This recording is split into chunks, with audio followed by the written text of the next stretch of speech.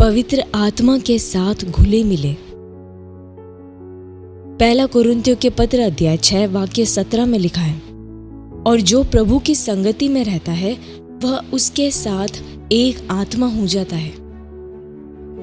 परमेश्वर के वचन में हम प्रकट किए गए सबसे महान सत्यों में से एक है प्रभु के साथ हमारी एकता। हम उसके साथ अविभाज्य रूप से एक हैं। यही कारण है कि हम सामर्थ्य के साथ परमेश्वर का कार्य कर सकते हैं। उन्होंने हमें जीवन में अकेले संघर्ष करने नहीं बुलाया। उन्होंने हमें प्रतिदिन उनमें और उनके द्वारा जीने के लिए बुलाया है। बहुतों की इस विषय में गलत धारणा है। वे सोचते हैं कि पवित्र आत्मा उनके भीतर कहीं पर है, एक अलग प्राणी की तरह उनके भीतर रहता हो, परंतु ऐसा नहीं है। वह आपके आत्मा के पास रहने नहीं आए, वह आपके आत्मा के साथ एक होने आए हैं। यही अर्थ है उसका जो हमने आरंभिक पद में पढ़ा। जो प्रभु की संगति में रहता है वह उसके कारण एक आत्मा हो जाता है। आप केवल पवित्र आत्मा से जुड़े हुए नहीं हैं, आप उनके साथ मिल गए हैं। आपके भीतर दो आत्माएं नहीं रहती, नहीं, केवल एक ही है, पवित्र आत्मा, जो आपके आत्मा के साथ एकजुट है। यही आपके दैवीय प्रकृति का कारण है। आप अकेले नहीं हैं, आप पवित्र आत्मा से कार्य कर रहे हैं जो आप में और आपके द्वारा जीते हैं।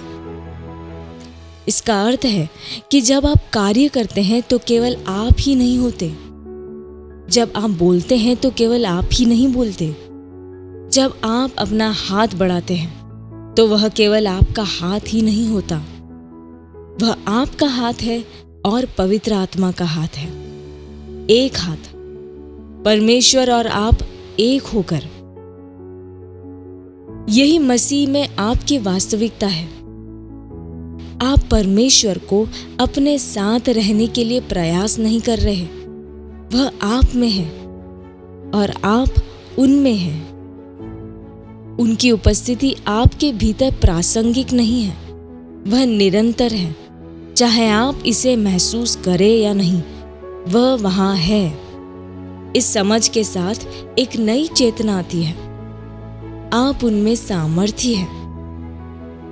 दूसरा कुरिन्थियों के पत्र अध्याय 3 वाक्य 5 घोषित करता है, ऐसा नहीं है कि हम योग्य, सक्षम और पर्याप्त हैं स्वयं व्यक्तिगत निर्णय लेने या किसी भी चीज को अपनी ओर से उत्पन्न होने का दावा करने या गिनने के लिए, बल्कि हमारी शक्ति, क्षमता और पर्याप्तता परमेश्वर से है। पवित्र आत्मा आपकी पर्याप्तता है। आप उनमें असीमित हैं। किसी भी बात में या किसी भी क्षेत्र में असफलता एक संभावना है ही नहीं, क्योंकि आपका जीवन अब आपके भीतर उनके जीवन का बाहरी कार्य है। हम प्रार्थना करें। प्यारे पिता, पवित्र आत्मा के लिए आपका धन्यवाद जो मुझ में रहते हैं। मैं अकेला नहीं हूं,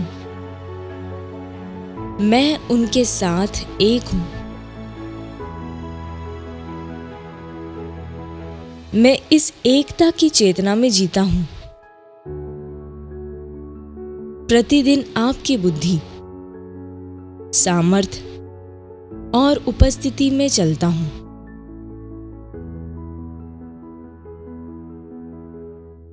मेरा जीवन आपके दैवीय स्वभाव की अभिव्यक्ति है।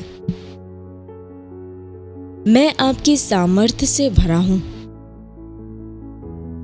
मेरा जीवन आपके अनुग्रह का बाहरी कार्य है और मैं आज दैवीय क्षमता के साथ कार्य करता हूं। यीशु के नाम में, आमीन।